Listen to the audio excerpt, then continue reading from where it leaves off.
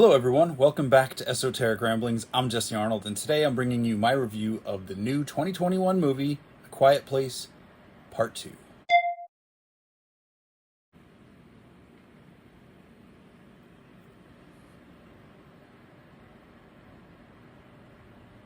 This is my movie review for A Quiet Place, Part 2. I'm going to deliver it. No, I'm not going to do it all in a whisper. This is the first movie I've seen in the theaters or cinemas, if you'd like, since September, whenever New Mutants came out in theaters last year. So yeah, it's the first time going out to a theater to enjoy a movie in the giant screen format that they are intended to be.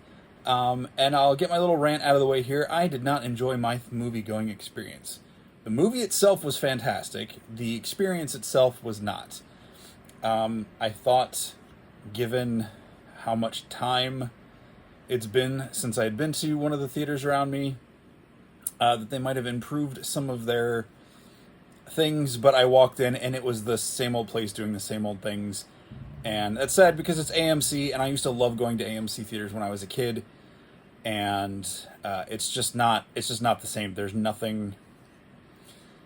I don't know, going to the movie theaters should feel fun and magical and exciting and, a shared experience with the other members of the audience. And this has nothing to do with COVID and quarantine. I was feeling this way well before all that stuff happened. It's just not as fun going to the movie theater anymore. I don't know. It always feels stale in the movie theater. It doesn't have that excitement that I used to get going in. I mean, I love the movies themselves, but just the experience of going to the theater is just not fun. The bathrooms are always like out of order or being repaired or just in really bad disrepair. And this is a theater that it's been around for a while, not long time, but AMC just bought the building a couple of years ago, and it feels like they put in some fancy new carpet and some like cool digital screens or whatever for your menus, because nothing says hurry up and make a decision like a screen that flashes by once every 20 seconds for 2 seconds. And anyway, I just miss the days when the menu was up there and you could just read it. And you didn't have to try to guess how much stuff was going to be. I bought my ticket online through the AMC app, and I got charged a $2 convenience fee for ordering it online, even though it was a 30% off ticket. So, good one, AMC. You tricked me. And when I got my receipt at the theater, it still said $7.99, but my bill on my account said $9.98 or whatever it was. So it's $2. What are you gonna do? I'm definitely not going back to AMC A-list anytime soon, because the theater going experience isn't worth it. I'd rather keep paying for HBO Plus or HBO Max and Disney Plus and the occasional Disney movies I want to get on there ahead of time that I don't feel like waiting for. And this is coming from a guy who was like every Thursday night, almost every Thursday night, I was at the early night release of movies. When they used to do midnight releases, I was there for those. Yeah, it's just...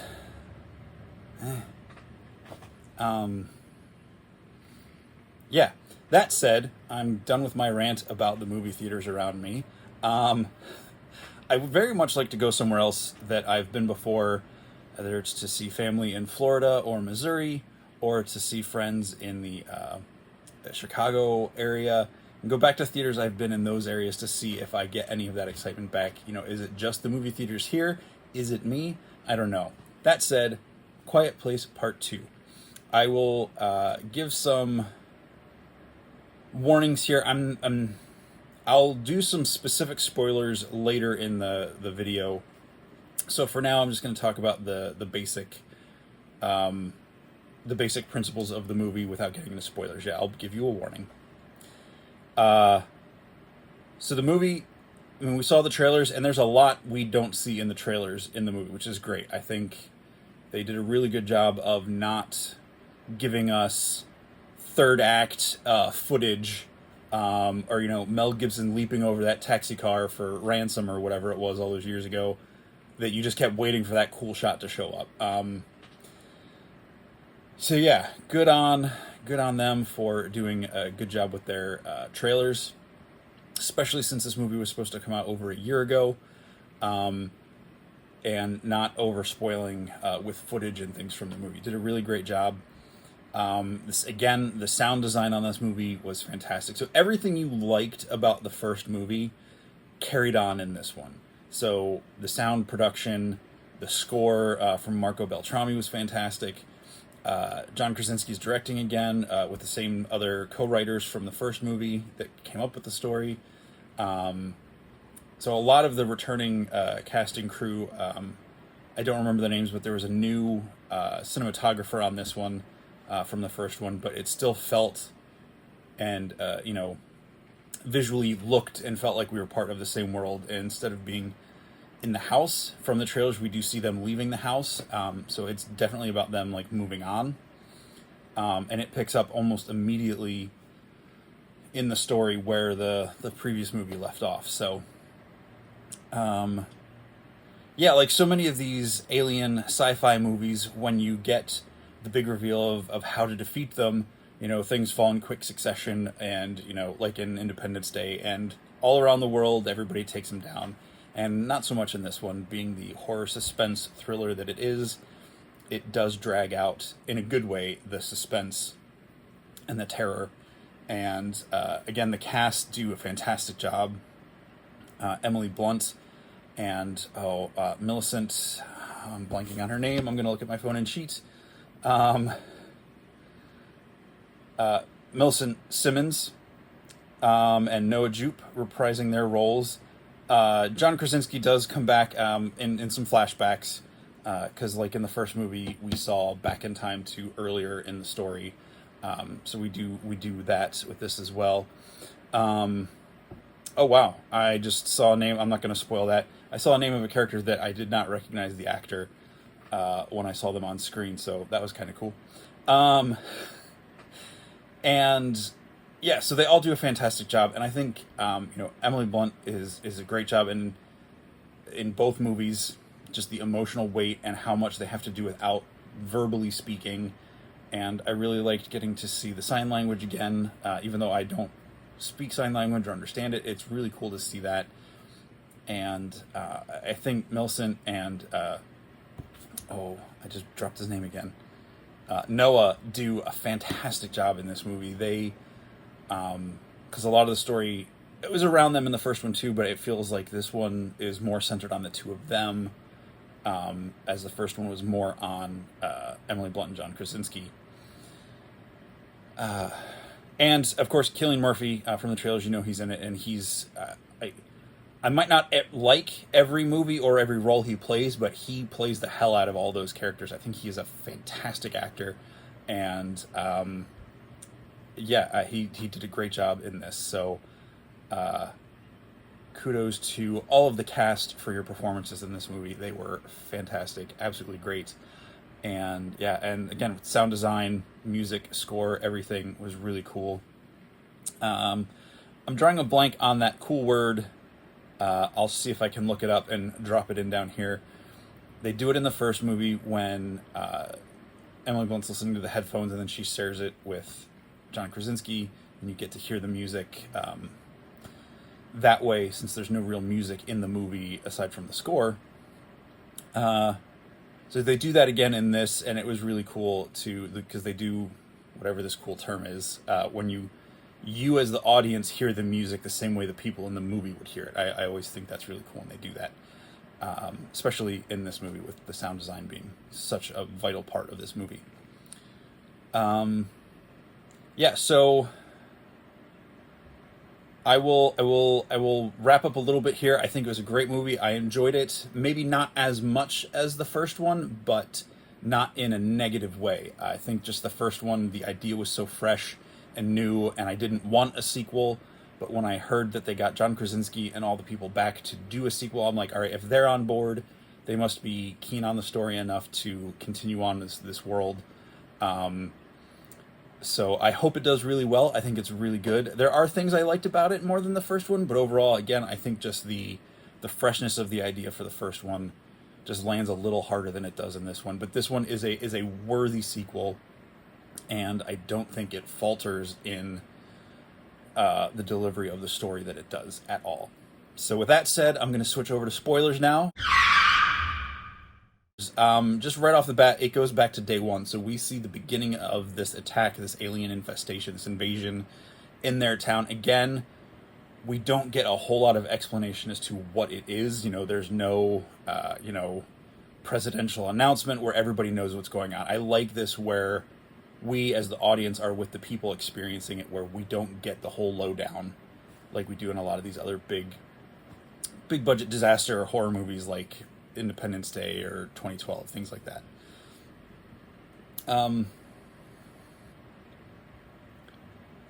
yeah, it was really cool to see that, and then the movie picks up almost immediately. It kicks into the present, like at the very end of the first movie, where they're in the basement and Emily Blunt has just fired the shotgun, and it's kicking right back to that, and we pick up from there.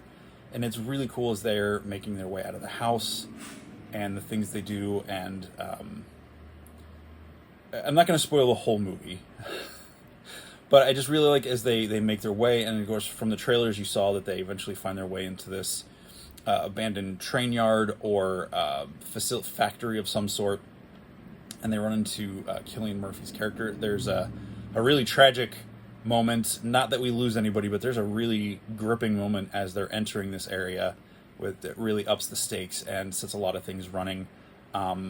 Similar to the Emily Blunt's character, the mother stepping on the nail in the stairway, but it happens much earlier in the film this time, that kind of catapults a lot of the events that are going on. And I'm drawing a blank because they have actual names this time. Reagan, I guess they had names in the first one. I don't remember. Because I don't think they ever delivered their names to us in the movie. But yeah, maybe they went back and redid it. But Reagan, Millicent, she has obviously learned about her cochlear implant, the hearing aid. Maybe it's not the cochlear. The hearing aid, how it does the feedback and sets the creatures off. And, the whole plot is around her trying to further that because that's what her dad was doing. So it feels like she has fully forgiven her father and embraced what he was doing and is trying to carry on what he was doing. And I think that's a really great storyline for her because there's such a rift between them in the first one. Now he's not there anymore. And she's trying to mend that rift by doing what she thinks he would do. And it's really good. Again, really great performances. And then they meet, I believe his name is Emmett, who is Cillian Murphy, and he helps them, hides them from the monsters. And he's like, you can't stay here. And there's that line in the trailer that the people that are left aren't worth saving. And he gets this real down vibe. And it does have some shades of Walking Dead into survivors finding other survivors. And, this is someone they knew from their town because he's not very far away. And then they hear the song on the radio, which is interesting because we didn't hear they were scanning the radio in the first movie. But because of where they were in the valley, in between the mountains, they couldn't get this signal. So Reagan figures out that there's an island with a broadcast tower and that there's no creatures there. So she wants to try to get there and send her feedback loop through that to disorient and hurt the creatures. So that's kind of the main through line. And then, of course, there's the trials. Emily Blunt has to stay and take care of her son because part of the tragedy is he gets injured. I won't say how. He gets injured, so she's staying with him and the baby in the Cillian Murphy's, Emmett's his hideout. And so it's mainly with Reagan and Emmett as they're traveling. And he can't really talk to her because he doesn't know sign language.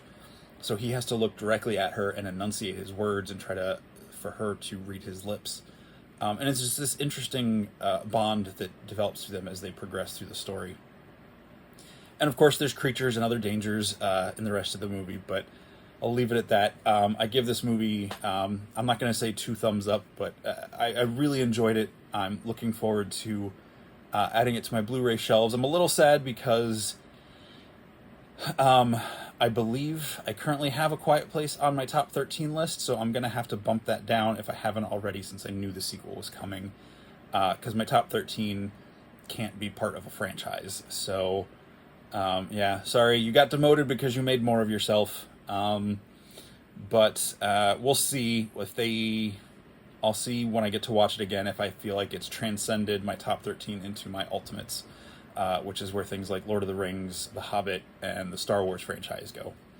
So we'll see. I don't know if it's quite there, but it's, and How to Train Your Dragon is up there as well. But that's it. That's my review of A Quiet Place Part 2, playing in theaters. Thanks for watching. I will be back, of course, next week, Comic Rundown, and Bad Batch next Friday, Comic Rundown on Wednesday, and maybe some other things during the week if I get to it. So thanks for watching. Have a great evening, afternoon, weekend, whatever it is for you, and I'll catch you later. Ramble on.